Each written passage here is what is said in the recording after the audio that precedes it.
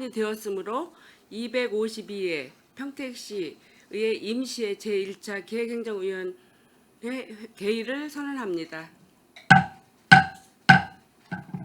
회원 여러분, 그리고 기획항만경제실장님을 비롯한 관계 공무원 여러분 안녕하십니까? 기획행정위원회 위원장 김영주 의원입니다. 회의 진행에 앞서 이번 회기 중 의원의 주요 의사 일정을 말씀드리겠습니다. 오늘은 조례안 등 17건의 안건을 심사하겠으며 내일부터는 3일간은 2024년도 하반기 업무 보고를 청취하겠습니다. 자세한 사항은 배부해드린 의사결정을 참고해 주시기 바랍니다. 그럼 안건을 상정하겠습니다. 의사일정 제1항 2025년도 출연기관 동의안을 상정합니다. 기획항만경제실장님께서는 상정된 안건에 대하여 제안 설명을 해주시기 바랍니다.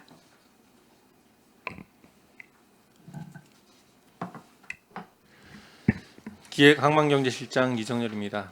의정활동에 노고가 많으신 김영주 기획행정위원장님과 김명숙 부위원장님을 비롯한 위원들께 감사의 말씀을 드립니다.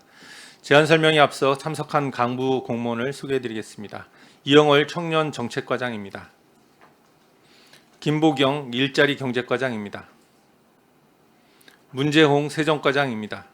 안녕하세요. 지민철 교육청소년과장입니다.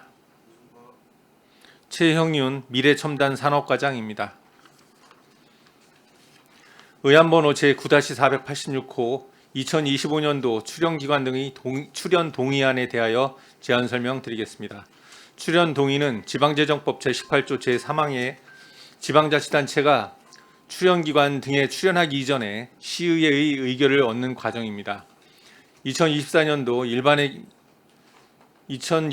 일반회계를 통한 출연금 규모는 13개 분야 약 378억 원을 계획하고 있으며 정확한 규모는 향후 세입 여건에 따라 이번 동의안의 의결 범위 내에서 편성할 예정입니다. 출연 대상에 대해 담당 부서 순서대로 설명드리겠습니다. 먼저 1조 경기신용보증재단에 출연하는 평택 청년창업자 금융지원에 대한 사항입니다. 아이디어는 있으나 자금력이 부족한 청년 창업자에 대한 특례 보증을 위하여 경기신용보증재단에 출연하는 사업으로 청년 창업자의 자금난 해소를 통해 창업 지원 및 일자리 창출 활성화가 가능할 것으로 판단되어 2025년도에 2억 원을 출연할 계획입니다. 다음은 3조 경기신용보증재단에 출연하는 소상공인 경영 안정자금 지원에 대한 사항입니다. 담보력이 부족한 관내 소상공인의 경영자금 지원을 위한 특례 보증을 진행하고자 경기신용보증재단에 출연하는 사업입니다. 고금리와 경기 침체 등으로 관내 소상공인의 경영상 어려움이 지속될 것으로 예상되어 2025년도에 20억 원을 출연하고자 합니다. 다음은 5조 한국지방세연구원 출연입니다. 한국지방세연구원은 지방세정 발전에 필요한 연구, 조사, 교육 및 세제 개편 등의 지원을 위하여 전국 243개 지방자치단체가 출연한 기관입니다. 지방세수 확충과 지방재정의 발전을 위한 연구과제 수행, 지방세 법령정보 시스템 운영 등을 추진하고 있습니다. 지방세연구원 출연금은 지방세기본법 제152조에 따라 전전년도의 보통세 결산액 1만 분의 1.1을 의무 부담하며 2025년도에는 1억 300만 원을 출연할 계획입니다. 다음은 9조 평택시 장학재단 출연입니다. 평택시의 인재 육성과 교육, 문화, 환경 개선을 목적으로 재능이 우수하거나 경제적 이유로 학업이 곤란한 학생에게 장학금을 지급함으로써 지역의 인재 양성과 지역 발전을 도모하고자 합니다. 2025년도에는 9억 원을 출연하여 장학재단의 장학사업을 지원하고자 합니다. 다음은 11조 평택시 청소년재단 출연입니다. 평택시 청소년재단은 청소년의 건전한 육성을 위하여 평택시가 출연하여 설립된 비영리 재단 법인으로 청소년 보호, 복지에 관한 사업, 청소년 시설 사업 운영 등을 추진하고 있습니다. 청소년 재단 인건비 및 운영 경비 출연을 통해 안정적인 재단 운영과 양질의 청소년 서비스를 제공토록 하고자 2025년도에 47억 9,500만 원을 출연하고자 합니다. 다음은 27조 경기신용보증재단에 출연하는 중소기업 특례보증 지원에 대한 사항입니다. 담보력 부족 및 자금 조달이 어려운 중소기업을 지원하기 위해 경기신용보증재단에 출연하는 사업으로 세수 감소에 따른 예산 상황을 고려하여 2025년도에는 중소기업 특례보증 지원기금으로 4억 원을 출연할 계획입니다. 다음은 29조 경기도의 중소기업 육성기금 출연입니다. 중소기업 육성 및 산업 기반 강화를 위하여 시설 투자, 신기술 벤처 창업 지원에 필요한 기금을 조성하는 사업입니다. 시중보다 저금리 자금 대출 지원을 통해 중소기업의 경영 안정화에 기여하고 있습니다. 2025년도에는 5억 원을 출연할 계획입니다. 다음은 31조 평택산업진흥원 출연입니다. 평택산업진흥원은 지역 중소창업기업을 체계적으로 지원해 기업 경쟁력을 강화하고 지역 경제를 활성화하기 위하여 설립된 재단법인으로 지역산업 진흥을 위한 정책 기획, 중소기업 육성 지원, 창업 생태계 조성 및 실무 인력 양성 등을 추진하고 있습니다. 2025년도에는 평택시 전략산업 육성과 중소기업 성장 지원 등 진흥원 사업의 안정적인 수행을 위해 31억 1,800만 원을 출연하고자 합니다. 다음은 46조 평택시 문화재단입니다. 시민에게 수준 높은 문화예술의 향유 기회를 제공하고 지역 예술인들이 안정적인 창작 활동을 지원하고자 설립된 문화재단은 우수한 공연 및 전시 운영, 문화예술 활동 지원 및 교육, 생활문화 활성화, 지역 예술인 문화예술 활동 연계 지원, 문화시설 관리 등의 사업을 진행하고 있습니다. 2025년도에는 문화재단의 운영 및 시예술단 운영 등 전문적인 문화사업을 안정적으로 수행하고자 165억 9,500만 원을 출연할 계획입니다. 다음은 73조 평택시 국제교류재단 출연입니다. 국제화 시대의 의상에 걸맞은 시민 문화 형성과 국제교류 협력을 활성화하고자 2014년부터 국제교류재단을 운영해 오고 있으며 주한미군과의 우호 증진 강화, 국제교류 및 협력사업, 시민 글로벌화를 위한 언어 역량 향상 사업을 추진하고 있습니다. 2025년도에는 국제교류재단의 운영 및 안정적인 사업 수행을 위하여 46억 6,900만 원을 출연할 계획입니다. 다음은 101조 평택복지재단 출연입니다. 시민의 다양한 복지 수요에 부응하고 복지 서비스의 전문성 증진을 통해 시민에게 내실 있는 사회복지 서비스를 제공하고자 설립한 복지재단은 지역 복지 정책 연구 및 복지 정책 사업 등을 추진하고 있습니다. 2025년도에는 복지재단의 운영 및 사업 수행을 위하여 15억 2,500만 원을 출연할 계획입니다. 다음은 115조 경기도 농업농촌진흥기금 출연입니다. 경기도 농업농촌진흥기금은 도내 농축수산업에 종사하는 농업인 및 농업법인에게 저리로 융자를 지원함으로써 농업인의 삶의 질 향상과 농업 경쟁력 강화를 도모합니다. 경기도 농업농촌진흥기금 설치 및 운영 조례에 따라 우리 시는 도농복합시로 분류되어 2025년도에 5천만 원을 출연할 계획입니다. 마지막으로 117조 평택시 로컬푸드재단 출연입니다. 농업인의 소득 증대와 시민에게 안전한 먹거리를 보장하고 지역 농산물 선순환 체계 구축을 도모하고자 설립한 평택시 로컬푸드재단은 로컬푸드 직매장 운영과 기획 생산 체계 구축, 학교급식 추진, 로컬푸드 판로 확대 및 경쟁력 강화를 위한 생산자 교육, 소비자 체험 사업 등을 진행합니다. 로컬푸드 재단의 운영 및 사업 수행을 위하여 2025년도에는 29억 원을 출연할 계획입니다. 보고드린 13개 분야의 출연 사업을 원활하게 추진할 수 있도록 동의하여 주실 것을 요청드리면서 2025년도 출연기관 등의 출연 동의안 제안 설명을 마치겠습니다. 감사합니다. 기획 항만 경제실장님께서는 상정된 안건에 대해 실장님 수고하셨습니다. 전문위원님의 검토 보고는 배부해드린 서면 보고를 참고해 주시기 바랍니다. 계속해서 의사일정 제1항 2025년도 출연기관 등의 출연 동의안에 대한 질의 답변을 실시하겠습니다.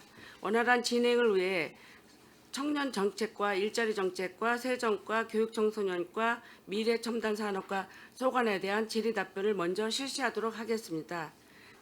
질의하실 의원님 계시면 것으로 신청하여 주시기 바랍니다.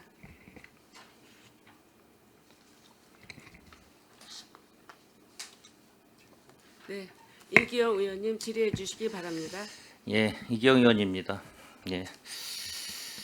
저기 뭐 이거 전반적으로 좀 나눠서 저희가 지금 총 13개 출연 기관에 대해서 좀 나눠서 하는데 좀 제가 종합적으로 한번 좀 물어보겠습니다. 저희는 뭐 지금 뭐 이 출연금에 대해서 기관에 대해서 어떻게 됐든 뭐 금액을 확정하거나 뭐 이런 건 뭐 추후에 저희가 이제 예산 심사할 때 각 상임위에서 뭐 심사를 하기 때문에 그거에 대해서는 뭐 심사를 하는데 저희가 이제 동의 아까 말씀하신 대로 지방제재장법 제18조 제3항 그 출자 출연 대상 기관의 사업 내용, 출자 출연 필요성 등을 종합적으로 고려하여 출자 출연 여부의 지방의회에 미리 승인하는 것으로 이제 이렇게 얘기를 하셨기 때문에 이제 승인이 할 거냐 말 거냐 이제 이 동의 여부를 좀 하는 거잖아요. 저희가 전체적으로요. 예, 맞습니다.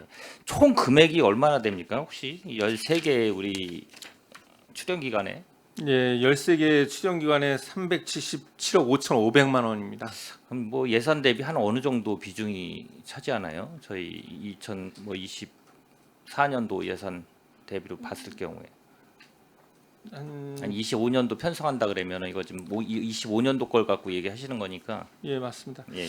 일반회계 규모가 2조 좀 안 되니까 한 1%한 네, 2% 예. 안쪽일 것 같습니다. 예. 제가 이제 이 말씀을 좀 드리는 거는 그러면은 저희가 이 출연 기간에 목적이 뭐 다 각 출연 기간에 있겠다라고 하겠지만은 이 평가는 어떻게 됩니까? 이 혹시 재단이나 이런 걸 평가했을 때 뭐 혹시나 이 필요성이 없다 그런 적이 있습니까 혹시? 한 번이라도 그런 이런 적은 없습니다. 그렇죠. 예, 그럼 이제 출연 기간이 계속 만들어지면 타 지자체에 대비했을 때 어느 정도의 혹시 저희 평택시가 갖고 있는 이 13개의 출연 기간이 혹시 유사 타 지자체하고 비교했을 때 많나요? 아니면 적나요, 혹시? 이게 이제 대부분의 지방자치단체가 지금 이제 13건 설명드린 것처럼 그 관련 법이나 조례 등에 의해서 대부분 다 출연하고 있는 기관이기 때문에 뭐 약간의 차이 정도지 대동소이합니다. 왜냐하면 이제 그 처음에 나왔던 이제 경기 신용보증재단 출연이라든지 이런 거는 각 31개씩 이제 경기도 내 예를 들면 31개 시군이 거의 대동소이하거든요. 그래서 대부분 다 비슷한 실정입니다. 제가 이제 왜 이 말씀을 드리냐면 이제 아까 관련된 뭐 법이나 조례 네. 이거에 의해서 당연히 뭐 만들어졌겠지 근거가 없이 뭐 만들어질 수는 없는 거고 대부분 이제 아마 임의 규정으로 돼 있을 거예요. 출연할 수 있다라고 돼 있거나 뭐 기본적으로 조례를 만들어서 설립을 하거나 그렇죠. 예, 맞습니다. 근데 이제 결론은 이게 다 만들어지면 계속 이게 만들어질 거란 말이에요. 혹시나 또 만들어질 수도 있고 다른 또 재단이든 여러 가지가. 예, 과연 그렇습니다. 재정 우리 여건상 이게 계속 만들어서 관리가 안 되고 이 필요성이 중복성도 있을 수도 있고 유사성도 있을 수도 있어요. 네. 하다 보면 예, 그럼 이 뭐, 상위법하고도 또 위에 뭐 경기도나 여러 가지로 또 유사성이 있을 수도 있고 그런 거를 평가를 해서 이게 과연 계속 지속성으로 있어야 되느냐 이런 걸 전혀 안 하고 계속 이게 누적돼서 만들어지고 계속 예산이 늘어난단 말이죠. 이 출연 기금 자체가 그러면 이거는 왜 제가 이 얘기를 드리냐면 다른 거와 달리 보조금이나 이런 거 상관없이 보조금은 뭐 말 그대로 정산을 하거나 막 이런 경우가 있잖아요. 근데 이제 출연금 같은 경우는 이 저희가 결산을 언제 해죠? 결산은 상반기에 저희- 하지 않나요? 예, 일반회계하고 같습니다. 그렇죠. 결산. 예, 예. 상반기에 하는데 그게 그 전년도 게 아니라 전전년도 걸 하나요?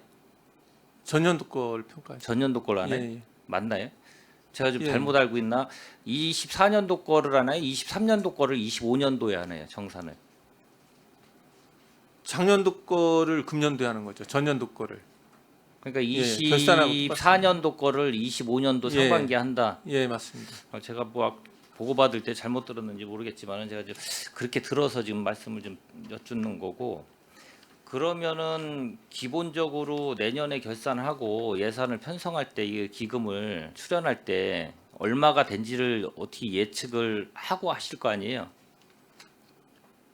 그렇죠. 거기에 이제 전년도 잔액이라든가 이런 게 나오니까요. 그냥 집행 남거나 그거는 어떻게 하나요? 만약 혹시 그건 기본적으로 반납을 하는 사항이 맞는 사항입니다. 반납을 하나요? 반납 출연금을 반납하는 건 못 들은 것 같은데. 예? 아, 출연금은 반납 없이 그냥 그러니까요. 2월에서 다시 사업비로 쓰고 있습니다. 네.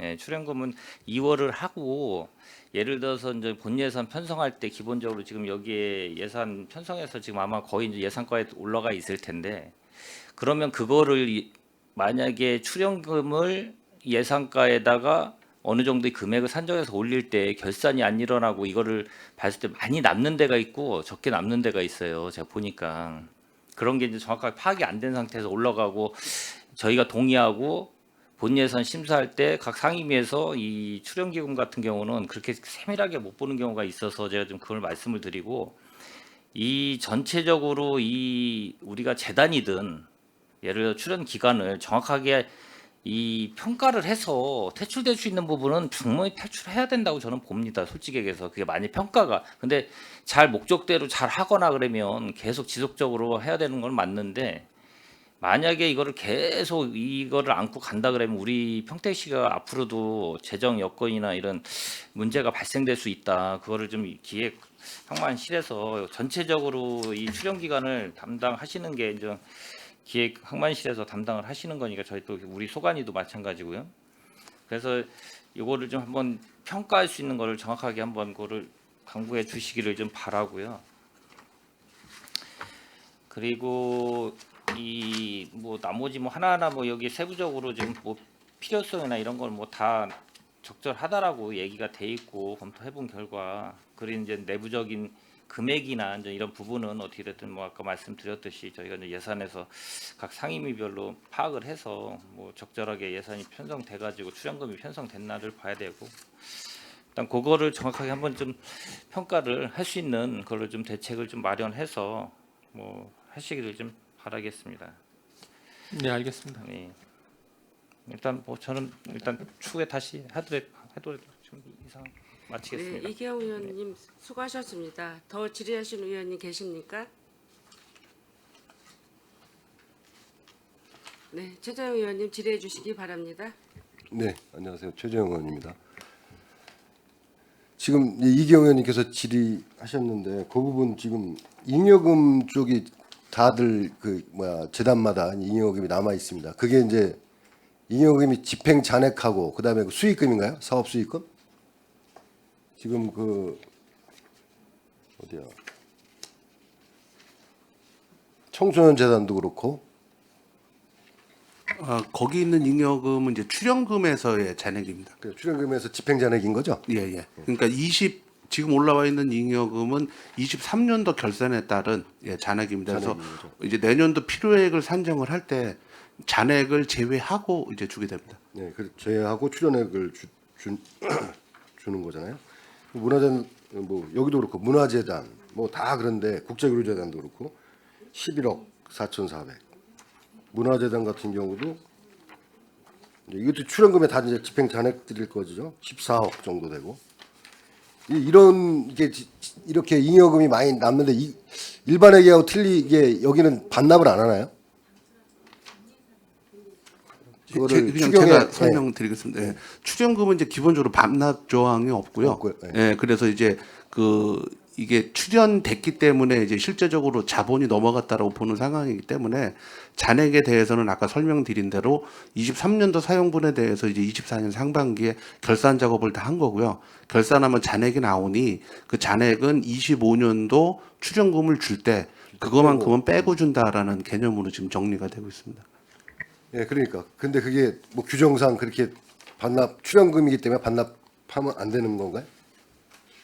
그러니까 우리가 지금 다른 일반 회계에서는 이제 그 집행잔액 남던가 그러면은 추경에 이제 감하고 이렇게 해가지고 다른 우선 필요한 쪽에 먼저 사용하고 이렇게 하지 않습니까?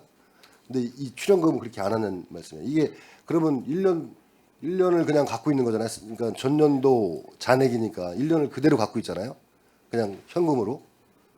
그러면 이게 좀 불합리하지 않냐 이제 이 말씀을 드리는 거예요. 예. 이거를 더 급한 더 할 수 있는 그런 지금 가뜩이나 우리 평택시 예산이 굉장히 지금 어렵지 않습니까? 그런 상황에서 이런 거를 먼저 필요한 곳에 쓸 수 있는 방법이 있지 않나 이제 그런 말씀을 드리는 거고 지금 그리고 저희가 지금 우리 기획실에서 그 전체 지금 내년도 예산 지금 뭐 20% 정도 각 부서별로 감해서 지금 이렇게 하고 있죠. 예산 편성하고 있죠. 어떻습니까? 네. 이게 이제 아까 제가 착각을 했는데 지방 출자 출연기관 그 예산 편성 지침이라고 있거든요. 거기 보면 그 출연금은 2월금 상당액만큼 이제 감액해서 편성토록 이렇게 돼 있습니다. 그래서 이제 그 감액해서 다음 연도 이렇게 편성하는 그런 상황입니다. 그러니까. 그런데 근데 지금 우리 그 여기 뭐야 출연 기간을 보면 계속 예산이 늡니다. 그 다른 지금 부서나 다른 데는 지금 감액하고 있는 상황이잖아요. 그런데 여기는 계속 늘어요. 이런 부분은 어떻게 이 예산 같은 게 그 예산실에서 받을 거 아닙니까? 이 예. 동의안 같은 거 받으실 때 이거 정확히 좀 그쪽에다 뭐 지금 우리 시의 예산 상황이 안 좋으니까 좀 감액해서 하라는 뭐 이런 지침이나 이런 게 안 내려가나요? 그 이제 그 출연기관의 예산 편성할 때는 그 부서에서도 이제 나름대로 이제 조정을 일부 하고요. 이제 그 기관에서 이제 예산 부서로 바로 오는 게 아니라 이제 과에서 이제 그 우리 시 재정 여건이나 이런 거에 따라서 또 나름대로 협의를 하거든요. 그때 이제 조정해서 이렇게 하고 있습니다. 예, 이거 좀 타이트하게 좀 하셔야 될 것 같아요. 지금 여기는 아니지만 이제 뭐 산업진흥원도 지금 4억 3천 정도가 좀 증했고, 그다음에 예, 지금 저 자료를 조금 일찍 낸 바람에 네네. 정리가 안 됐는데요. 그 사이에 8억을 좀 삭감했습니다. 삭감했어요? 예, 예. 그래서 전년 대비 13.7% 감축했습니다. 감축했습니다. 예, 예. 그 문화재단 같은 경우도 좀 38억 정도, 문화재는 이제 이따 하겠지만 이런 거를 좀 이런 출연 기관들의 예산 편성하는 거를 좀 타이트하게 좀 해야 되지 않을까. 지금 전 부서가 지금 어렵고 지금 동사무소 같은 경우도 지금 뭐 예산 삭감하고 그러지 않습니까? 지금 그런 상황인데 출연 기관들도 좀 같이 동참해야 되지 않을까 그런 말씀을 드리고요. 근데 예산 편성할 때는 이제 동의해 주시면 이제 그 범위 내에서 좀 줄이고 해서 이제 이렇게 다시 심의해서 이렇게 올리도록 하겠습니다. 네, 네. 나중에 뭐 이제 예산 심사할 때 이런 것들은 이제 각 상임위에서 이제 검토를 하겠지만요. 그렇게 좀 해주시기 예, 알겠습니다.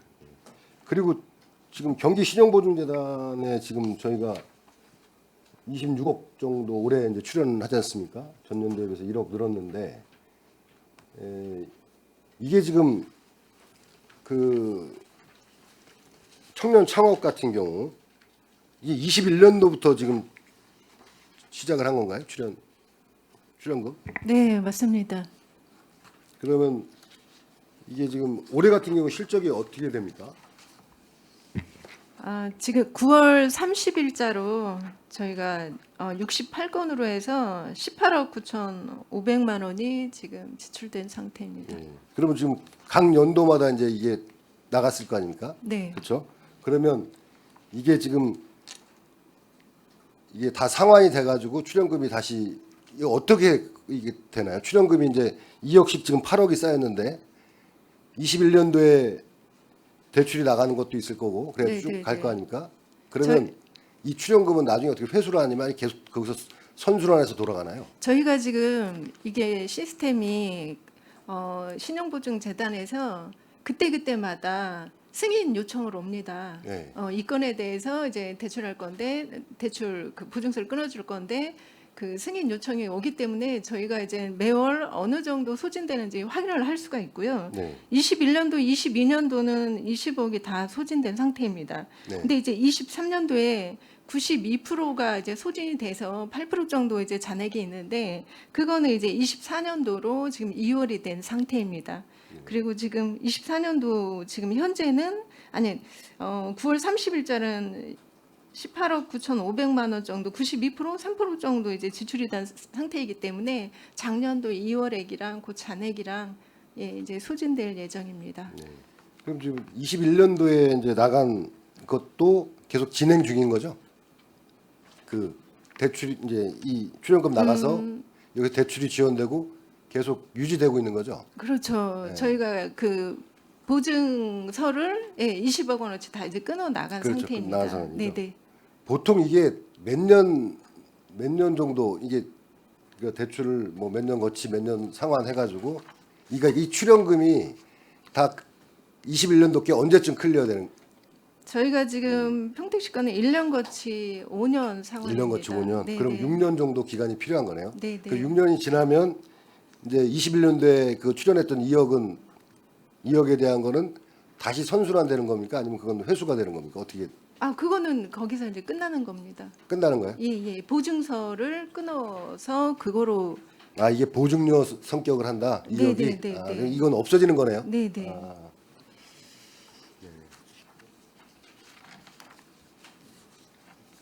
그리고 일자리 경제과의 소상공인 대출도 마찬가지고 이것도 거의 방식은 이제 같고요. 저희도 5년 동안 이제 상환하는 조건으로 그렇게 하고 있습니다. 그 출연금의 10배를 보증하지 않습니까? 네네. 지금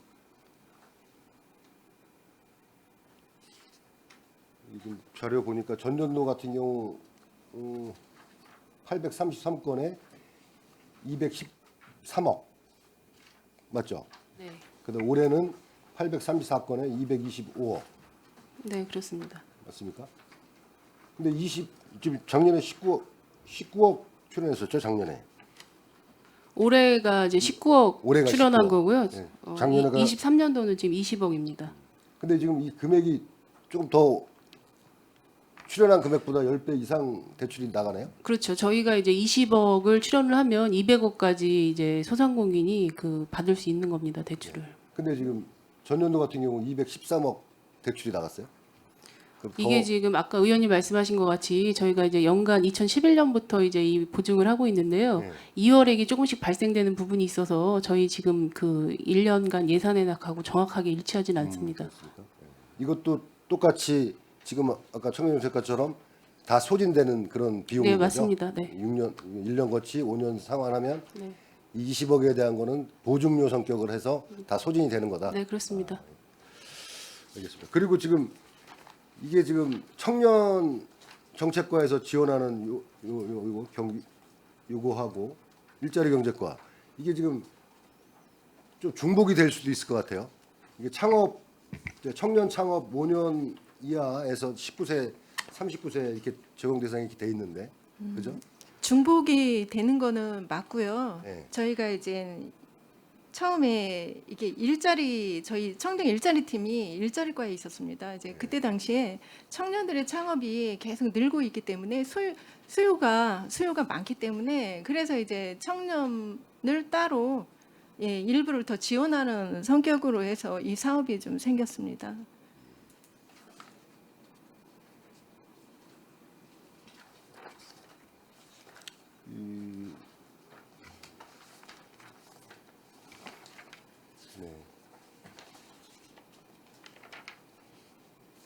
그다음에 장학재단 그 출연금 9억 있지 않습니까? 거기서 이제 이렇게 지원을 하고 있는데 이제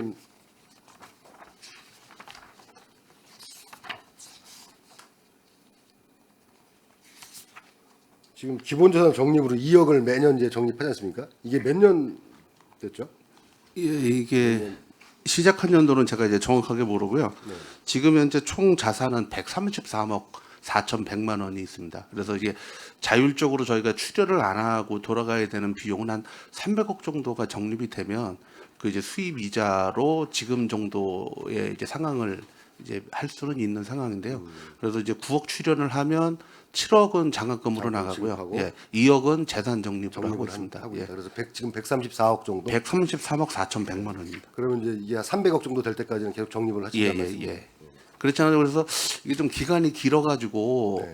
지금 현재는 이자 발생분도 계속 적립을 하고 있거든요. 그래서 이거를 이제 저희가 지금 상황을 보고 있습니다만 7억 범위가 좀 확실히 모자라다고 느꼈을 때 그때는 이자분에서도 활용을 해야 되지 않을까. 추정금을 더 늘리는 부분보다는 아무래도 뭐 이 300억까지 매년 2억씩 적립해서는 솔직히 갈 길은 멀 것 같습니다. 이제 다만 현재까지는 7억의 장학금을 줄 때 이제 작년하고 올해 같은 경우도 지금 저희가 작년까지 약 500명 미만으로 줬는데 올해 이제 내부적으로 규정을 몇 개 바꿨습니다. 장학 금액을 좀 현실화해서 조금 조절을 하기도 하고 그랬더니 전년 대비해서 약 100명 정도가 수혜 인원이 늘었거든요. 그래서 수혜인은요? 네. 예, 그래서 올해 현재는 586명이 수혜받았고요. 작년은 498명. 그리고 현재 지금 추가 검토 중인 인원이 한 18명 정도가 또 추가적으로 나갈 거기 때문에 그래서 현재는 이제 잘 효율적으로 해서 일단은 활용을 하고 있습니다. 그러면 이제 수혜 인원이 늘어났다는 거면 이제 금액은 줄었다는 얘기네요. 장학금 지급 금액은 그죠? 수혜 인원이 예, 늘어났지만 그 조금 금액이 보충 설명드리면 한정돼 있으니까, 예. 장학금은 국가에서 주는 장학금이 있고 이제 저희 시에서 주는 장학금 여러 가지가 있습니다. 그래서 지금은 그 전체적으로 합산하게 되어 있고요. 등록금의 범위 내에서 주게 됩니다. 그러니까 전에 성적 우수 학생은 저희도 주지만 다른 데서도 받는 게 있거든요. 그래서 이제 장학금 범위 내에서 줬는데 이 부분은 저희가 최대 400만 원에서 200만 원으로 조정을 했습니다. 그 이유가 그 대표적으로 볼 수 있는 게 이제 다자녀 가정이 있는데요.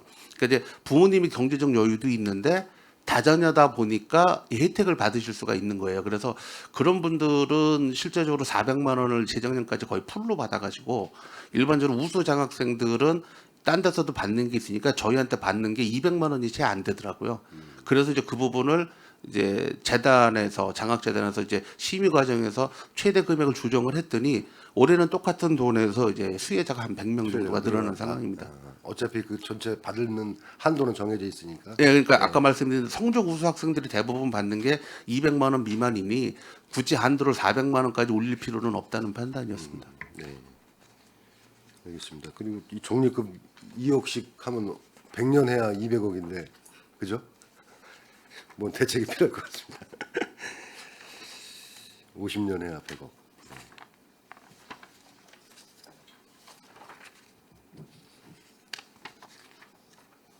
그리고 이 지금 이 재단에 보면 이제 급여 산정액 있지 않습니까? 그게 좀 재단마다 틀려요. 어떤 데는 3.5%, 뭐 정책 인상률 해가지고 어떤 데는 3%, 어떤 데는 3.9%.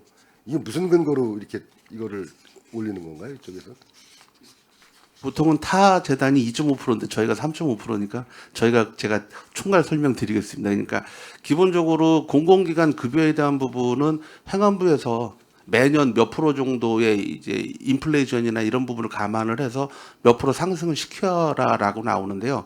기준 금액은 주지는 않고 프로테이지로만 이제 떨어뜨려 주는 상황입니다. 근데 이제 저희 청소년 재단만 3.5%인 이유는 얼마 전에 저희 이제 공공 재단을 총괄하는 그 부서에서 그 급여 분석을 했는데 청소년 재단의 급여가 저희 시에 있는 모든 재단의 급여 중에서 제일 얕았습니다. 그리고 이제 저희가 그거에 따라 현재 이제 급여에 대한 거를 처우 개선에 대한 용역을 진행을 해서 현재 이제 급여에 대한 부분은 조정을 하고 있는데요.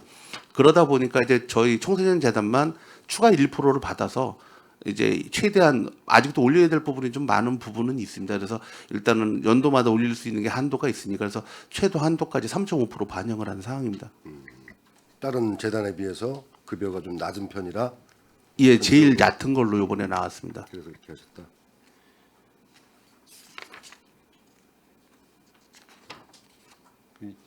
이번에 청소년 재단은 지금 증감 증액이 한 3억 3,500 정도 증액됐네요. 거기에 인건비 부분하고 운영비, 수련업 보일러 시설비 이쪽. 예. 기본적으로 출연금에서는 인건비하고 운영비만 되고요. 예, 이제 그 건물 자체나 이런 시설들이 다 20년 이상 됐기 때문에 이제 최근부터 이제 자꾸 이제 시설 보수비라든가 교체비를 좀 편성하고 있습니다. 근데 여기 보면 그 다른 이제 수련원이나 문화센터 이런 데 보면 재단 통합관리 예산 등 해가지고 뭐 감한 게 있어요. 이건 어떤 내용인지 설명 좀 해주세요. 그러니까 예를 들면은 문화센터나 무봉산이나 뭐 조경을 한다든가, 그러니까 전에는 다 이런 걸 시설별로 했습니다. 그러다 보니까 좀 효율성이 떨어지는 것 같아가지고요. 그래서 아예 재단에서 그 돈을 통합을 해서 한꺼번에 입찰 금액으로 올려서 이제 입찰 방식으로 요즘 이제 개선을 하고 있습니다. 그러면은 소소하게 나가던 부분을 전체적으로 필요한 부분을 이제 리미트까지도 좀 잡기도 편하고요. 그래서 할 거는 전체적으로 이 범위 내에서 하자 이런 의미로 해서 각 시설별로 운영되던 거를 재단에서 통합할 수 있으면 현재 다 끌어모으고 있는 상황입니다. 그래서 좀 많은 예산이 절감이 됐다고 돼 있네요. 감돼 있다고. 예, 예산도 많이 이제 절감을 하고요. 실제적으로 이제 구현시키는 것도 전보다는 낫다고 이제 저희 평가하고 있습니다. 네.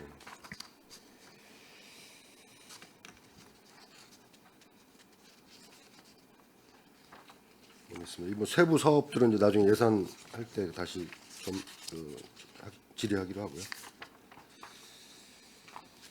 그다음에 이 경기도에서도 하는 이 5억 저 육성 기금이 있어요. 경기도 중소기업 미래천연산업관이네요. 이건 경기신용보증재단하고 틀린 경기도에서 직접 저기를 하나요? 지원? 예, 맞습니다. 이 부분은 전체 지원 규모를 1조 6천억을 경기도가 만들어서요. 각 시군별로 투자를 하는 겁니다. 그래서 1조 6천억 내에서 하는 거고요. 요 운전 자금하고 창업 경쟁력 강화 자금으로 해서 두 가지로 나갑니다. 네. 근데 저희가 출연한 금액에 비해서 지원받은 거는 굉장히 많은 것 같아요. 그렇죠. 그쵸? 이게 예, 누적이 되기 때문에요. 요거는 상한이 되면 다시 그걸 누적으로 해서 하고 있습니다. 그래서 실제로 저희가 출연하는 금액보다 누적 금액이 많다 보니까 24년도 현재 411억 정도를 지원을 했습니다. 네. 예. 그럼 이게 411억이 올해 누적입니까? 아니면 지금까지 쭉 다? 아니 올해 것만. 올해 것만? 예, 그러니까 그 동안에 오랫동안 누적됐던 금액을 갖고 저희 시에 있는 기업들한테 후원을 하기 때문에 지원을 하기 때문에요. 그다음에 또 상환이 되면 다시 또 금액이 늘어나는 겁니다. 그래서 대상 금액을 계속 운영하고 있는 겁니다. 네. 근데 5억을 출연했는데 411억. 예, 예. 네. 그러니까 효과가 엄청 좋은 거고요. 네, 당장은 매번 출연 금액이 조금 많은 것 같아서 걱정스럽긴 한데 이거는 누적 금액으로 했기 때문에 금액의 큰 폭은 없어서 안정적으로 기업 지원을 하고 있는 상황입니다. 그러면 이 출연금을 출연금을 조금 더 사실은 경기도에서 올라가면 더 많은 저기를 해주나요? 그렇죠. 예, 근데 경기도에서는 조금 더 출연을 저희 시 기업들이 많이 받기 때문에 좀 더 했으면 좋겠다고 매번 요구 사항이 있는데 네. 사실상 저희 경영 상태나 이런 것 때문에 이렇게 많은 사항을 하고 있지는 않고요.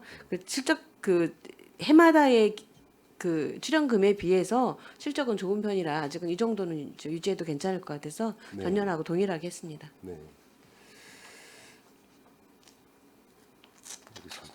그리고 아까 산업진흥원은 지금 18억 정도 감해가지고 아니 8억을 8억? 예, 8억 작년 대비 8억 삭감을 해서요. 네. 13.7% 정도 감축됐습니다. 작년 대비해서. 여기도 지금 순세계인연금 이게 집행 잔액인 것 같은데 예, 8억 예, 8억 3천 3천이 있습니다. 예, 예. 예.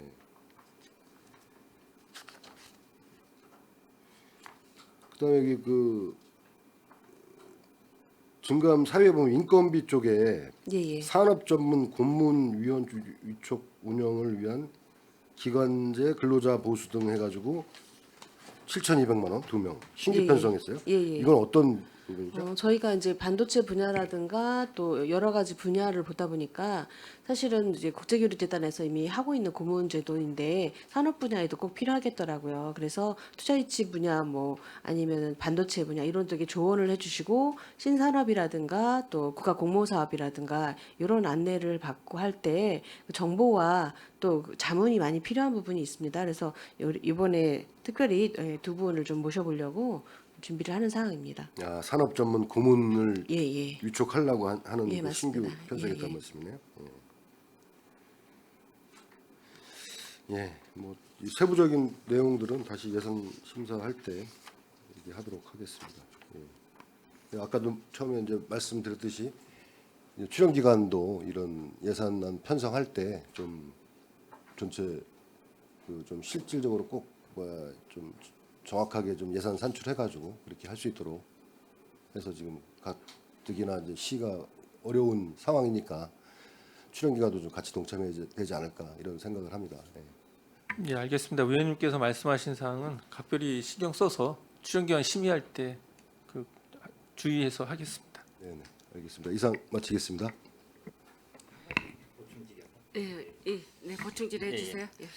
아까 저기 제가 말씀드린 거 여기 좀 평택산업진흥원 출연 요구에도 좀 나와 있는데 내용 보면은 출연 기간 요구액이 2025년도가 39억 5천 이렇게 돼 있잖아요. 그 순세계 잉여금이 23년도가 요거를 제한 나머지를 25년도 출연 예정 금액으로 해가지고 요구했다는 거잖아요. 예, 맞습니다. 그러니까 제가 그거를 좀 아까 말씀드린 건데 일반회하고 똑같이 결산이 이제 상반기 일어나면은 순세계 잉여금을 23년도 거를 그거를 제하고 하면은 올해 얼마가 남았는지는 또 모르는 거잖아요. 그렇죠. 그렇죠. 예, 예, 맞습니다. 올해가 예를 들어서 뭐 똑같이 계속 매년 남는다 그러면은 모르지만 그 이 전년도 걸 갖고 올해 게 아니라 전년도 걸 갖고 제하고 하면은 좀 맞지가 않지 않나. 제가 지금 그거를 좀 물어보는 거거든요. 그 실장님 그러니까 이 예를 예, 들어서 무슨 말씀인지, 네, 네, 알겠습니다. 올해 예를 들어서 만약에 부족했다. 근데 이게 나중에 그럼 또 추경을 세우든 뭐 또 해야 되는 상황이 출연을 해야 되는 상황이 벌어지고 이게 조금 갭이 있기 때문에 그게 맞는 건지 올해 이거 집행을 하다가 집행률이 어느 정도 좀 나오면 대략적으로 가늠할 수가 있는데 전년도 거를 대비해서 지금 요구액을 산정을 하니까 출연금을 이제 결산이 전년도에 끝난 거를 그러니까 25년도 거라면서 23년도 결산상 남은 금액을 만을 제하고 다음 연도 하니까 그 그걸 부분은 제하고 좀 요구액을 지금 편성을 해달라고 요구액을 예, 한 거잖아요. 맞습니다. 그러니까 그게 맞냐 안 맞냐 이제 제가 지금 좀 그 말씀을 아까 드린 거거든요. 예, 한 1년 정도 갭이 있는 것 같으니까 그거는 한번 다시 좀 어떻게 된 건지 각 뭐 예. 출연 기간마다 그거를 잘 판단을 하셔가지고 올해 집행률이나 봤을 때 또 사업이 상이할 수도 있고 매년 똑같을 수는 없으니까 그냥 고정되는 거는 뭐 상관이 없을 것 같아요. 뭐 고정적인 거 같은 경우는 기본적으로 뭐 이 신용보증재단에 뭐 계속 뭐 하는 거야. 그건 뭐 그렇다 치고 남는 게 어느 정도 매년마다 또 신청하는 게 고정으로 돼 있다 그러면은 문제가 없는데 전전년도 결산액을 이제 그 다음 연도 내년도에 반영하는 거라 그 갭은 좀 있는 것 같습니다. 지금 말씀하신. 알겠습니다. 예, 이상입니다. 네, 이계호 의원님 수고하셨습니다. 더 질의하실 의원님 계십니까?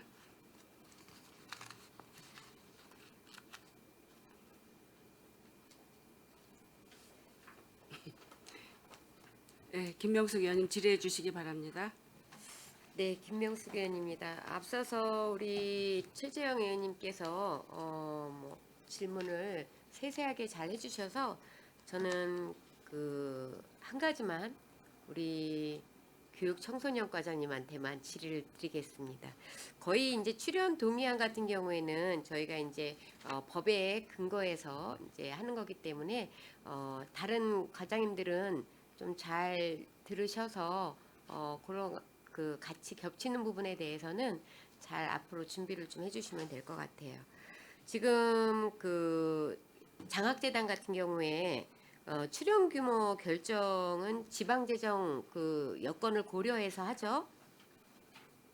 예. 그 지방 재정 고려를 하는 어떤 장치가 마련이 되어 있습니까? 현재 뭐 그렇지는 않습니다. 이제 매년 9억 범위에서 출연을 하다 보니까 9억이라는 금액이 정해져 있는 상황입니다. 지금 제가 그래서 말씀을 드리는 거예요. 관행적으로 매년 처음에 정했던 그 9억이 매년 지금 해갖고 오고 있어요. 그리고 아이들 각 학교 21개 뭐 고교 기준에서 성적 우수 장학생 같은 경우에는 뭐 각 학교당 3명씩 해서 뭐 100만 원, 중학생은 50만 원씩 해서 이렇게 정해져 있기 때문에 그 지방 재정을 조금 여건을 고려를 해서 재원 마련하는 부분에 대해 출자 출연하는 부분에 있어서 출연 규모를 좀 해야 되지 않나라는 전체적인 툴을 한번 좀 손을 좀 봐주셨으면 좋겠어요. 부서에서 지금 뭐 전체 자료를 보면 지금 그렇거든요. 그래서 우리 교육청소년과만 해당되는 사항은 아니고요. 지방재정 여건을 고려한 장치를 기준으로 마련을 해서 그 안에서 우리가 다시 한번 그 출연 금액을 조정하는 이런 부분도 좀 한번 고민을 해보시고요. 그래야지만 그 우리 시 재정에 맞는 출연을 하는 부분인가. 그래서 우리 시에서 그렇게 해서 갖고 들어오면 그 부분에 대해서 동의를 해드려야 되는지 아니면 동의를 해드린 다음에 상임위에서 금액이 적당한지 보는 그 시간들이 좀 줄어들지 않을까라는 생각을 하고요. 그다음에 재단에 각 재단이 다 있으시니까 위법이나 부당행위 발생 시 출연금 반환을 받을 수 있는 근거들이 다 신설이 되어 있나요?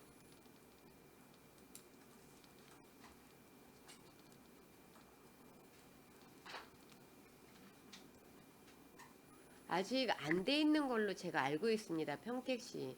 재단을 설립을 하는 것도 중요하지만 재단이 설립돼서 출자 출연을 저희가 하지 않습니까?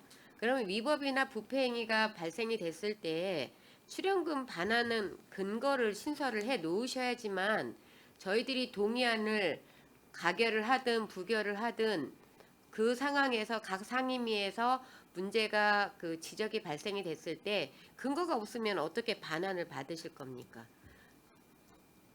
그렇죠?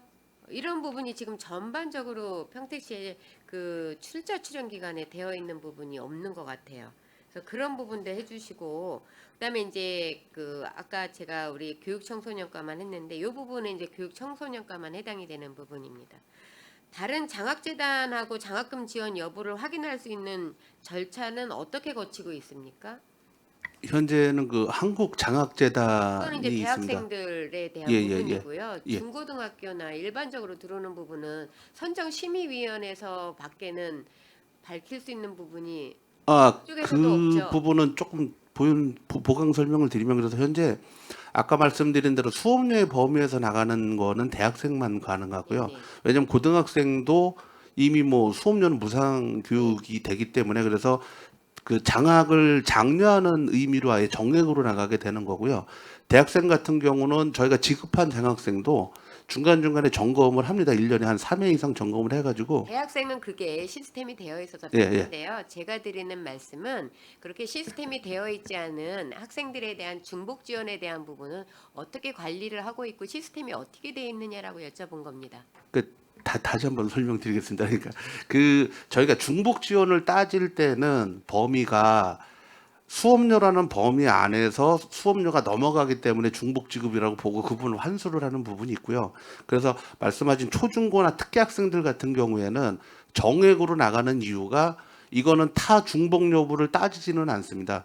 그 학생이 이제 그 보통 중고생은 교장 선생님들의 추천, 그다음에 특기 장학생들 같은 경우는 1년간의 대회에 나가서 입상한 성적을 갖다가 이제 저희가 줘서 장려하는 의미로 주기 때문에 현재 그 부분은 확대는 이제 정리는 안 하고요. 다만 지금 말씀하신 대로 그렇게 되다 보니까 고등학생 부분 같은 경우에는 100만 원이 좀 큰 거 아닌가 이런 부분이 있어서 현재 장학 제 내부에서 이사님들끼리 논의는 되고 있습니다. 범위를 좀 줄여야 되는 거 아니냐 그런 부분은 있습니다. 중복 여부 확인은 좀 하셔야 될 것 같다는 생각이 들어요. 지금 보면 저도 이제 주위에서 그 몇 사례를 봤는데 지금 학교 추천으로 들어다 보니까 거의 그 중복이 되는 경우가 굉장히 많아요. 그래서 어떤 학생들은 몇 군데서 이렇게 장학금을 이제 지원을 받고 있고 그래서 혹시 이제 장학금 중복 지원을 받은 사례들이 발생된 사례가 좀 있었나요? 지금 말씀하신 거라면은 아예 확인을 안 하셨을 것 같은데. 예, 그 부분은 아까 말씀드린 대로 이제 이 부분은 장려 차원으로 줬기 때문에 확인을 안 했는데요. 말씀하신 부분에 대해서 좀 고민을 해서 방안을 마련해 보도록 하겠습니다. 그 일단은 뭐 의원님 말씀하시는 거 충분히 이해가고요. 이제 한쪽으로 집중되는 거는 막고자 하시는 부분이시잖아요. 그러니까 예. 그런 방안을 좀 한번 잘 찾아보도록 하겠습니다. 특히 학교에서 추천을 받는 부분에 대해서는 중복되는 경우가 굉장히 많아요. 그러면 목적에 맞게 다양한 아이들이 좀 받아야 되는데 지금 그 자료를 받을 때 이 아이가 이 학생이 다른 장학금을 받았는지에 대한 어떤 자료를 받고 계십니까? 그 자료 안 받고 계시죠? 예, 기본적으로 그냥 받지는 추천만 않습니다. 받고 계시잖아요. 예. 그래서 이 문제가 발생이 된 겁니다. 그러면 저희가 출자 출연을 해서 목적에 맞게 사업이 쓰여지고 있지 않다는 얘기잖아요. 그러면 추천을 받을 때 그런 사항도 기재를 할 수 있게끔 저희가 추가를 해야 되는 상황이 되고요. 그다음에 또 하나는 그 지금 그 위원회가 선정이 되어 있잖아요. 이분들은 위원회 연수 그 활동 연수가 2년입니까? 예, 2년에 1회 연장 가능입니다. 그럼 평균 4년인데 예, 길게 하시면 4년이요. 예. 선정위원회는 대부분 어떤 분들이 들어오고 계십니까? 말 그대로 이제 그 재단 이사회 분들 몇 분 들어와 계시고요. 그때마다 이제 선발위원회에 결원이 되면 당초에 추천받았던 그 분야에 있는 분들, 그래서 뭐 교육청 관계자라든가 예, 그런 분들로 많이 뭐 전직 교장님, 전직 교사 활동을 하셨던 분들 뭐 이런 식으로 많이 들어와 있습니다. 그러면 지금 말씀하신 걸 보면 위원회 구성의 다양성이 떨어지는 거라고 봅니다. 학부모 측도 들어가 줘야 되고, 그렇죠? 그다음에 이제 다각도로에서 의견을 좀 받으셔야 되는데 다 교육 쪽이나 재단에 계신 분들이 들어간다는 거는 위원회 역할을 제대로 못 한다라는 생각이 좀 듭니다. 그래서 위원회 구성 같은 경우는 특히 그 장학생 선발위원회 같은 경우에는 연임까지는 안 하셔도 되지 않을까라는 개인적인 의견입니다. 이거는 이제 내부적으로 회의를 하셔가지고 이런 부분에 지금 이제 다양한 부분들이 위원회로 들어오셨다면 본 의원이 지적한 사항에 대해서 그 이야기가 좀 나왔을 텐데 그런 부분들에 대해서 이야기가 나와 있지 않았다는 거에 대해서는 위원회 구성이 조금 다양성이 떨어지지 않았나라는 생각을 합니다. 그리고 아까 제가 말씀드린 것처럼 출자 출연은 지방 재정의 여건을 고려해서 하는데 그 기준을 마련을 하세요. 그 기준을 어떻게 마련하실 건지 그 부분에 대해서 고민을 하시고요. 이거는 그 부정부패를 평가를 저희가 출자 출연을 동의를 왜 받기 시작을 했는지 아시죠? 실장님. 처음에 취지가 왜 이거를 받기 시작을 했죠? 그 전에는 의회에 동의를 받지 않았었는데. 이제 그 출자 출연 기관에서 방문하는 운영이나 아니면 지원할 때 어떤 그 지방자치단체에서 임의적으로 하기 때문에 이제 어떤 합의점이나 아니면 견제 역할을 위해서 한 거로 그렇게 생각합니다. 네, 선심성과 관행적인 어떤 지원이나 이런 부분을 막기 위해서 의회에 한 번에도 안전장치를 걸어놓은 겁니다. 그래서 상임위에 가기 전에 시의회에 동의를 받고 그다음에 하는 건데 지금 그런 부분들에 대해서 저희가 출자 출연 결정을 하는 기준안이 마련해 있지가 않다면 이거는 가장 기본이 안 돼 있는 거라고 생각이 됩니다. 그리고 출연금 반환에 대한 근거, 반환 근거도 꼭 신설을 하셔서 각 출연 기관에서 목적성에 맞지 않고 사업성의 성과가 없고 이럴 때는 그런 부분에 대해서 정확히 짚고 출연금에 대한 반환을 할 수 있다라는 근거를 마련을 하면 조금 더 출자 출연한 그 기관에서 사업을 잘 하지 않을까라는 생각을 합니다. 그다음에 사업 성과나 그 집행률 같은 경우에 잘 체크들을 하고 계시죠. 사업 성과가 떨어지는 그 출자 출연 기관에 대해서는 어떤 제재들을 하고 계십니까? 재단에 대해서는 매년 평가를 하고 있고요. 거기에 따라서 이제 성과에 따른 뭐 재단 그 금액 그러니까 인건비라든가 이런 데 성과금 차등도 주고 있고 그런 식으로 매년 평가는 하고 있습니다. 재단별로요. 성과금은 주는데 일을 못한 데 되는 데에서는 어떤 또 제재가 가해지는 부분은 있습니까? 그냥 안 하면 그만이고 잘 된 데는 성과금 주면 끝나는 거는 저는 좀 아니라고 보는데 그런 부분도 고민을 하셔야 될 것 같아요. 왜냐하면 출자 출연 기간은 2월액이 발생되는 부분은 거의 잉여금이에요. 그렇죠? 네. 다시 시에다가 반납을 하는 부분이 아니기 때문에 그럼 목적에 맞게 사업을 잘 되는 데들은 인센티브를 주고 그러면 잘 못한 데들에 대해서는 무언가가 있어야 되지 않겠습니까? 저는 그것도 굉장히 출자 출연 기관에 대해서 집행을 잘 못하는 부분이라고 생각을 합니다. 집행률이 많이 남는 부분에 대해서도 뭐 상임위에서 행정사무감사나 예산심사할 때 하시겠지만 이런 부분에 있어서도 저희가 동의를 해줄 때는 참고사항으로 보는 사항이지 않습니까? 그럼 집행률이 낮은 데는 저희가 동의를 안 해드리면 사업 못 하시는 거잖아요. 그런 부분에 있어서도 정확히 체크를 하시고 이 부분에 이렇게 자료를 주실 때 전체 기관에서 13기관에 출자 출연을 하지 않습니까? 13기관 중에서 그 집행률이 가장 그 저조한데 순위대로 이렇게 해서 그것도 한 페이지에 올려주시면 좋을 것 같아요. 선의의 경쟁이 되지 않을까요? 그리고 사업 성과도 올려주셔서 13개 출자 출연 기관에서 사업 성과가 가장 좋은 부분, 그다음에 가장 낙후된 그 재단 이런 부분에 대해서도 선의의 경쟁을 좀 하시는 것도 우리 집행부에서 하셔야 될 일이라고 생각을 하는데 우리 일자리 경제과장님 어떻게 생각을 하십니까? 네, 저기 부의장님, 저희 같은 경우는 저희가 이제 설립한 출자 출연에 이제 출연하는 게 아니고 경기 신용 보증 재단에 이제 하는 사항이고 지금 그 부의장님 말씀하신 대로 부위원장님 말씀하신 대로 다른 저희가 설립한 뭐 청소년 재단이라든지 뭐 문화재단, 뭐 산업진흥원 이런 곳에 대해서는 어떤 이제 그러한 지금 제가 알기로 이제 경영 평가를 이제 1년에 한 번씩 받고 있는 걸로 알고 있는데요. 그거에 대해서도 좀 차등적으로 사업 비중을 조금씩 그 조정을 하는 걸로 그렇게 알고 있습니다. 네. 제가 일자리 경제과장님한테 이 질문을 마지막으로 어떠십니까를 여쭤보면요. 경기 신용보증재단 같은 경우도 민원이 많이 발생이 돼요. 어려워서 가시는 분들이잖아요.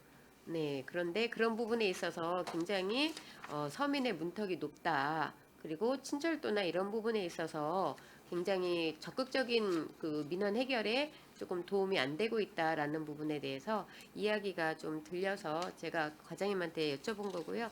본 의원이 말씀드린 부분은 저희 그 전체 출자 출연 기간에 대한 해당되는 사항이기 때문에 오늘 이 시간이 지난 다음에 부서별 회의를 하셔가지고 다음에 그 출자 출연 동의안이 올라왔을 때는 그 부분도 같이 볼 수 있었으면 좋겠고요. 또 하나 이건 궁금해서 여쭤보는데 출자 출연 기간도 추경이 있죠. 긴급 사항에 있어서 그러면 출자 출연 기간에 추경은 의회 동의를 합니까?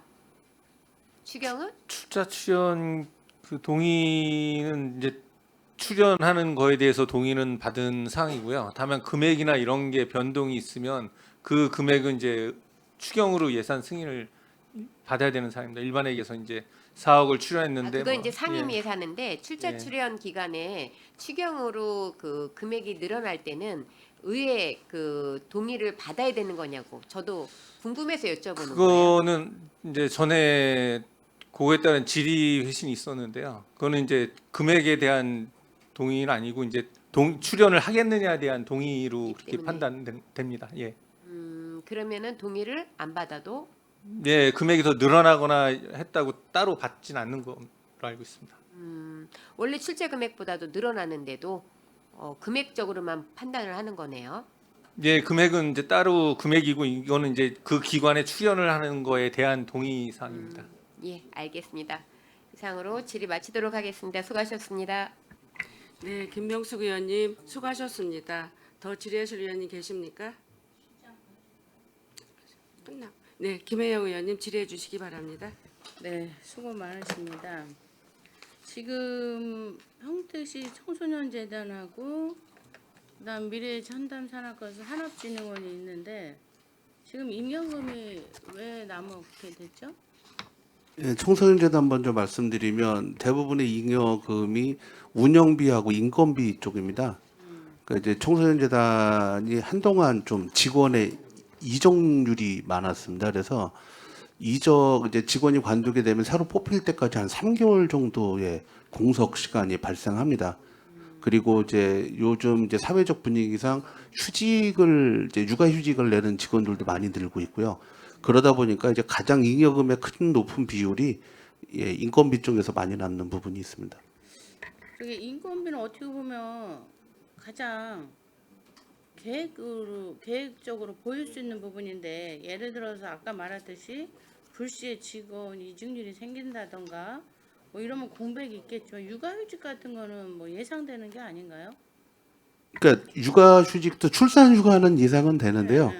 육아휴직은 이 개인별로 좀 판단하기 때문에 그 부분도 좀 저희가 사전에 좀 조사해서 반영할 수 있으면 좀 최대한 반영해 보도록 하겠습니다. 다만 이 인건비는 일단 법적 경비이기 때문에 필요한 것만큼은 만약에 맞죠. 예, 육아휴직을 간다 그랬다가 안 가버리면은 그 비용이 모자르기 때문에요. 그래서 일단은 이 인건비만큼은 최대한으로 해서 이제 편성을 하고 있는 상황입니다. 그래서 이제 하셔가지고 지금 잉여가 왜 남았냐 하니까 인건비라고 말씀하셔서 그 말을 묻는 거고요. 산업진흥원은요? 산업진흥원도 마찬가지로 작년에 그 이직이 많아서 개최 채용하고 그러니까 채용하는 공고하고 첫 번째, 두 번째 몇 번의 공고에 의해서 직원 채용되는 바람에 거기에 대해서 잔액이 발생했고요. 전에 기획위에 저희가 23년도 예산 부분이 좀 잘못 사용한 것 때문에 한번 말씀을 드렸었거든요. 그래서 중단된 사업이 좀 있습니다. 왜냐하면 사업성이 이제 좀 번화한 도시 쪽에 IoT 산업이라든가 그러니까 통신 관련된 산업 뭐 이런 쪽이 각광을 받고 있어서 그쪽 지원 사업을 만들었는데 실제로 수요 조사하고 해보니까 평택에는 그런 기업들이 많지 않았던 겁니다. 그래서 수혜 대상이 많지 않아서 잔여 금액으로 남았던 상황입니다. 그러니까 제가 이 출연금을 우리가 동의해줬을 때는 당연히 계획성 있게 갖고 왔다고 생각을 했겠죠. 근데 결론은 지금 이렇게 예상치 못한 일은 이해하는 부분도 있지만 계획을 철저하지 못했나는 생각이 드는 거예요. 그런 부분에 있어서 우리 시가 지금 재정을 감축하고 있을 정도인데 또 저번에 우리가 마지막 추경 때 삭감을 할 정도였잖아요. 그런 부분에 있어서 제가 말씀드린 거는 어머 이런 식으로 만약에 삭감을 하고도 우리가 지낼 수 있다면 더 촘촘한 계획성이 더 필요하지 않았을까. 때로는 그게 반면교사가 된다고 생각을 했거든요. 그러니까 이번에 이런 잉여금이 남는다는 부분에 있어서는 여러분들이 철저한 계획이 필요하고 반면교사에서 다음에 그런 일이 없어야 된다고 저는 생각을 하거든요. 물론 약간의 착오는 다 있을 수 있지만 여기 지금 몇 억씩 남으니까 말씀드리는 거예요. 몇 천도 아니고 그런 부분에 있어서는 철저히 해주시고요. 그 다음에 출연기간에 인건비 인상이 지금 여기 올라온 거에 비하면 이게 출연뿐이 아니라 위탁기간도 그렇고 임금에 대한 기본 룰이 없는 것 같아요. 이런 부분은 우리 실장님 어떻게 생각하십니까? 근데 이제 그 지금 이제 인건비 같은 경우는 타 지방자치단체 기관이라든지 동종 그다음에 또 지금까지 이제 운영되던 방식을 뭐 호봉제로 변동을 한다든지 이제 여러 가지 여건에 따라서 여태까지 해온 게 있기 때문에 그거에 의해서 이제 차이가 좀 많아서 이번에도 이제 청소년재단은 별도 용역을 통해서 이제 인건비를 조정했고요. 그다음에 이제 인건비 중에도 이제 기본급 외에 복리후생적인 측면이 좀 그 재단별로 차이가 있어서 네. 그거에 대해서도 지금 현재 일부 조정 중에 그렇게 있습니다. 네. 그래서 예를 들면 A 재단을 올려주면 B 재단이 말이 많고 A 위탁기관이면 B가 이렇게 지금 그런 혼돈의 상태에 있다고 보거든요. 물론 우리가 공무원의 그 기준안을 다 맞출 수는 없지만 이 부분에 대해서도 정리는 저는 필요하다고 보거든요. 지금 여기서도 보면 평택시 재단, 청소년 재단은 3.5%인데 뒤에 가면은 문화재단은 3%예요. 또 인상이 이렇게 차이가 나면서 그들은 굉장히 그거에 대해서 민감한 상황이거든요. 근데 출연 기관에서도 역시 똑같더라고요. 그러니까 그런 부분에 있어서는 조금 용역을 통해서라도 기준안이 필요하지 않을까 하는데 그 부분에 대해서 한번 고려해 보시기 바랍니다. 예, 알겠습니다. 그래서 지금 이렇게 보면 저희가 뭐 추경까지는 뭐 떠나서라도 잉여금이 남는다는 부분에 있어서는 우리가 좀 촘촘한 그런 계획성이 필요하다고 저는 생각이 들거든요. 그 다음에 이번 이 보고를 받으면서 국제교류재단은 사전에 설명을 해러 왔었어요. 근데 다른 재단은 제가 받아본 적이 없거든요. 이거 1년 예산을 지금 동의받는 상황에서 어떻게 설명을 한번 안 하고 이 자리에 이 안건을 갖고 있는지 참 대담하신 거 아닌가 싶어요. 그거에 대해서는 어떻게 생각하십니까, 실장님? 네, 사전에 뭐 관련 위원회에 충분히 설명을 해야 되는데 그 못한 부분이 좀 있는 것 같습니다. 그건 챙겨서 좀 설명드릴 수 있도록 그렇게 하겠습니다. 전에 같으면 이런 거 당연히 설명하러 왔어요. 이게 한두 번 지금 예산을 결정하는 순간이 아니잖아요. 저희가 물론 공부해서 다 하긴 하고 질문도 하겠지만 서로 소통을 통해서 좀 더 가까이 이 안을 잘 이해하고 또 저희가 더 이렇게 여러분들한테 뭐라 그럴까 어떤 제안도 할 수 있는 그런 기회가 있지 않겠어요? 그런 부분에 있어서는 우리 실장님이 면밀히 좀 관리 감독을 하셔야 되지 않을까 싶어요. 네, 알겠습니다. 재단별로 충분히 사전 설명이 될 수 있도록 그렇게 독려하겠습니다. 네, 이상입니다. 네, 김혜영 의원님 수고하셨습니다. 더 질의하실 의원님 계십니까? 예, 더 질의하실 의원이 안 계시므로 제가 마무리 말씀하고 이번 과를 끝내겠습니다. 우리가 지금 많은 의원님들이 그 동의안에 대한 의견을 내주셨습니다. 저도 역시 국제교류재단에서는 저희들한테 사전 설명해서 저희가 어떻게 된 그 관계 절차 방법을 저희가 다 알았는데 지금 여기에 오신 우리 과에서는 저희들한테 사전 설명을 안 주셨어요. 그래서 그거에 대한 아쉬움도 얘기하면서 혹시 또 우리가 그 출연금이 지금 한 47억이 증액이 됐잖아요. 저희들이 다 경제적으로 어렵고 힘들고 다 각 실국마다 예산이 삭감되는데 이 재단만큼은 지금 증액이 많이 됐단 말이에요. 이거에 대해서도 선심성이라든가 혹시 낭비성 이런 거 지원하는데 철저한 감독을 좀 해주셔야 될 것 같고 먼저도 산업진흥원에 대한 불협화음도 있는 걸로 알고 있습니다. 이런 그 불협화음이 발생하지 않도록 우리 항만 실장님께서는 잘 지도 감독해 주시고 해주시기 바랍니다. 예, 알겠습니다. 네. 더 이상 질의하실 의원님이 안 계시므로 정책과 일자리 경제과 세정과 교육 청소년과 미래첨단 산업과 소관 2025년도 출원기관 동의 출연 동의안에 대한 질의 종결을 선언합니다. 의원 여러분, 원활한 회의 진행을 위하여 잠시 정의하고자 하는데 이의 있으십니까? 이의가 없으므로 10분간 정회를 선언합니다.